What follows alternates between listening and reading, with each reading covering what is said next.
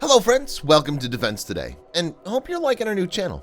Today we're going to discuss US-Russia rivalry over nuclear weapons. So without wasting any time, let's begin. Nuclear weapons are known for their mass destruction capability.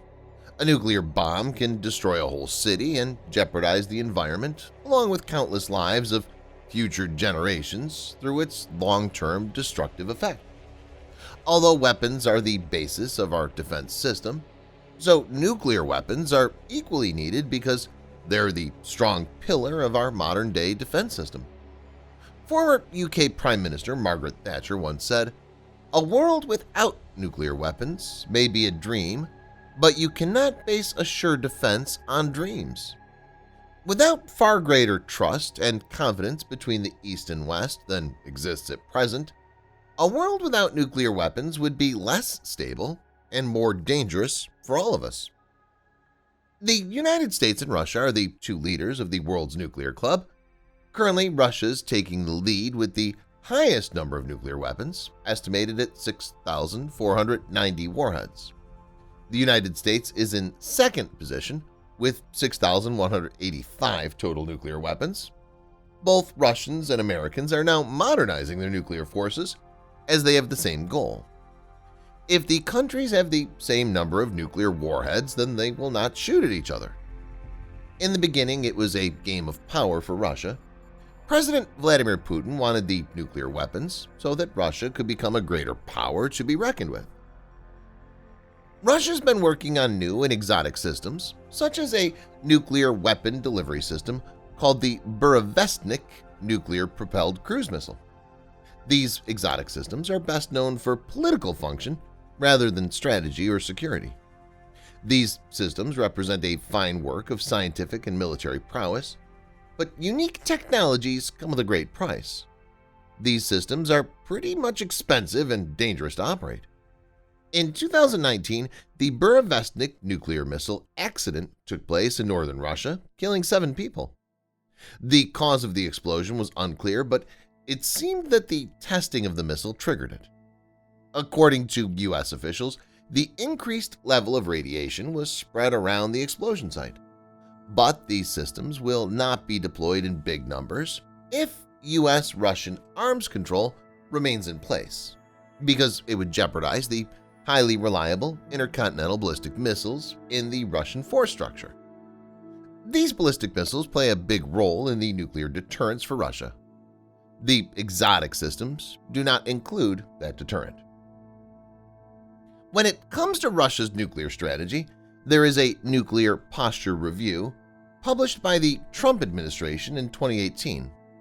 According to that document, Russia's strategy and doctrine emphasize the potential coercive and military uses of nuclear weapons.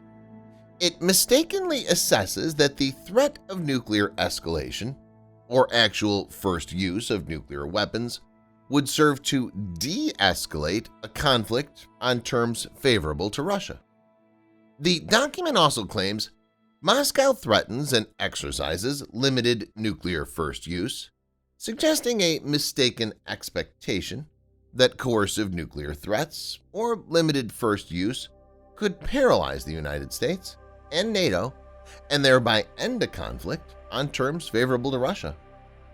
This so-called escalate to de-escalate doctrine follows from Moscow's mistaken assumption of Western capitulation on terms favorable to Moscow. Russia's nuclear modernization programs, including an increase in the number and size of military exercises, provides uncertainty about Russia's long-term intentions and growing international debate about the nature of its nuclear strategy. As of now, Russia has nearly 4,500 nuclear warheads, which are assigned for use by long-range strategic launchers and shorter-range tactical nuclear forces. On the other hand, there are strategic bomber weapons with lower estimation. These are used to better match the number of operational bombers. According to the report, over 1,600 strategic warheads have been deployed, more specifically 800 on land-based ballistic missiles, about 624 on submarine-launched ballistic missiles, and 200 at heavy bomber bases. Russia modernizing its nuclear weapons also concerns the Europeans, most prominently the North Atlantic Treaty Organization allies. They're more concerned about the new nuclear missiles to be deployed on European soil rather than the intercontinental systems that threaten the United States. Poland and Lithuania also belong to the North Atlantic Treaty Organization, bordering Kaliningrad, a Russian enclave in the heart of NATO territory. Kaliningrad has a number of capable missiles stored there, including the Russian Iskander. Iskander is a highly accurate modern missile that can launch either nuclear or conventional warheads. The Europeans are mainly concerned about the threat posed by a missile known as the 9M729 or SSC-8, which is a Russian ground-launched cruise missile with a range of 2,500 kilometers. The missile supports both nuclear and conventional weapons. According to reports, Russia began developing the SSC-8 in the mid-2000s and started in flight testing in 2008. The missile was deployed in violation of the Intermediate Range Nuclear Forces Treaty.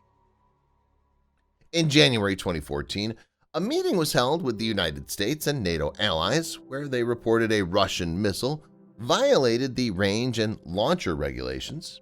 6 months later, in an official compliance report, the United States found the Russian Federation in violation of the obligations under the INF Treaty not to possess, produce, or flight test a GLCM with a range capability of 500 to 5,500 kilometers, or to possess or produce launchers of such missiles.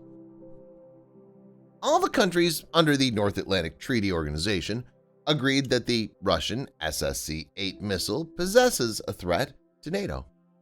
The missile has not been deployed forward in Kaliningrad, but its long range still threatens all of NATO Europe. After seizing Crimea in 2014, Russia began setting up its sight for the advanced systems, including the Iskanders, which is a mobile, short-range ballistic missile system. If Russia uses Crimea as a nuclear weapons base, then it will create the openings for complex political, legal, and moral problems. But it started when Russia seized Crimea, which was completely disapproved of by the world community. The community rather considers Crimea to be Ukrainian territory, so bringing nuclear weapons in a different territory will violate the Nuclear Non-Proliferation Treaty. Ukraine is a non-nuclear weapon state that comes under the Nuclear Non-Proliferation Treaty. If Russia brings nuclear weapons to Crimea, then it will be no better than North Korea. If we talk about the relationship between the US and Russia, then we see arms control plays a big role in this. It's responsible for creating a mutual predictability that ensures no country participating is uncertain about its security, which applies both now and in the future. Arms control helps to build up confidence and stability, but it has to be properly implemented by all parties. In that context, former U.S. President Ronald Reagan's old adage, "Trust but verify," is so important. If participants try to cheat on an arms control regime, then it jeopardizes the whole system. One benefit about arms control is that it can be helpful in times of trouble.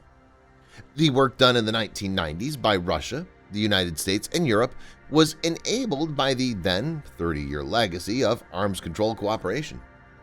The work here refers to the protection of nuclear weapons and materials from the former Soviet arsenal. The countries worked together to keep it from being stolen or misused. It also includes the safety of nuclear power plants.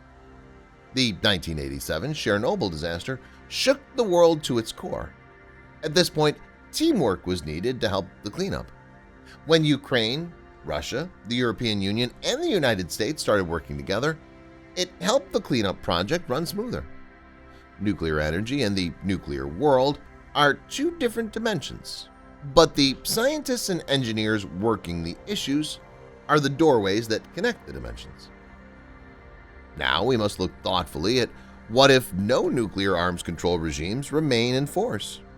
For generation to generation, the peoples of Russia, the United States, and Europe have dealt with these issues, so there exists a residual relationship that experts can grasp at opportunities for cooperation while they present themselves. Thanks for watching. Please subscribe for more videos like this. Hit the like button if you find the video interesting, and kindly provide your valuable feedback in the comment section. This will help us to improve.